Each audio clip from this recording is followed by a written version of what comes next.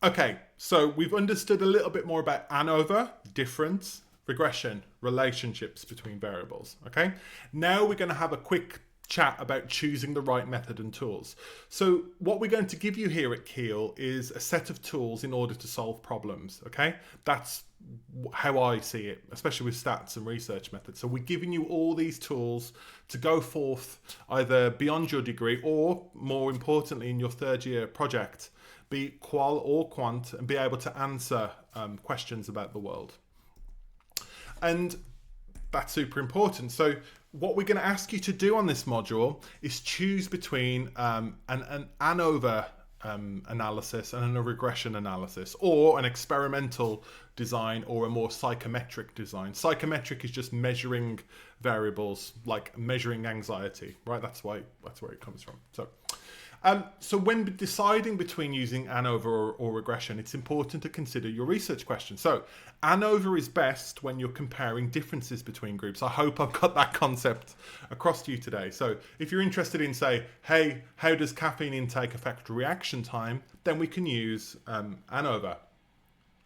Regression is best when you're exploring relationships or predicting an outcome based on one or more variables. So can we predict reaction time based on the number of hours sleep and caffeine intake, for example? So the pros of ANOVA are it allows comparison of multiple groups at once. It identifies this thing called a main effect and any interactions between the conditions in the factors in your experiment.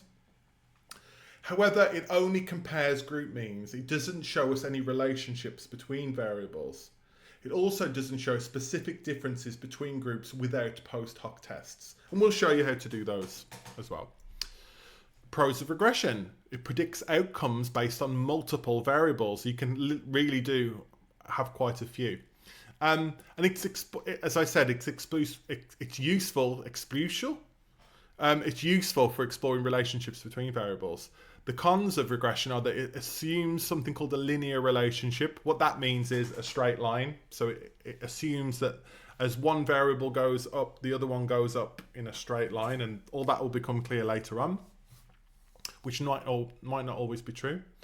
And requires careful selection of your predictor variables to avoid something called overfitting. Now, what that means is you can't just put 40 variables into your study and see which ones predict an outcome variable. You have to kind of have a think a little bit more about, okay, what psychological model can I employ in order to predict some phenomena in the world?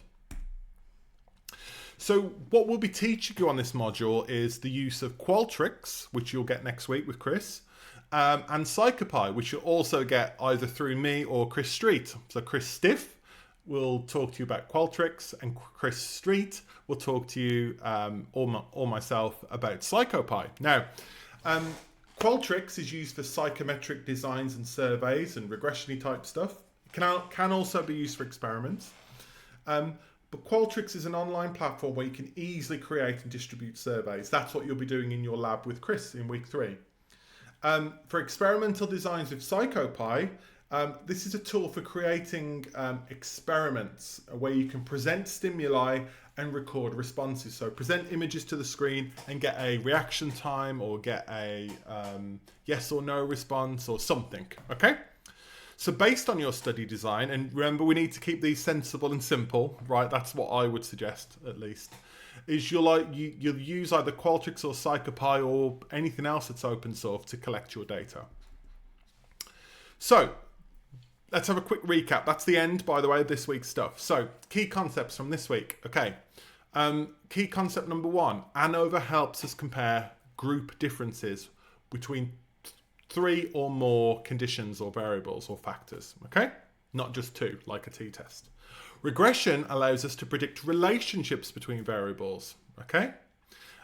Factorial designs help us explore the effects of multiple independent variables and their interactions. So looking ahead, in future sessions, we'll delve deeper into these methods and start applying them with tools like JASP, like Qualtrics, like PsychoPy. We're giving you tools to solve, I'm in the way again, aren't I, questions. So thank you for, I was going to say enjoying the content this week. I'm not sure you can deal with me every week, but that's fine. Hopefully this is all good. Please use the discussion board, which should be down below as well. Try and answer the question that's on there, but you can also post any questions or queries that you want from us. Well, I'll try to answer them, or get in touch with me as your module leader as well with my email, which is in that corner, I think.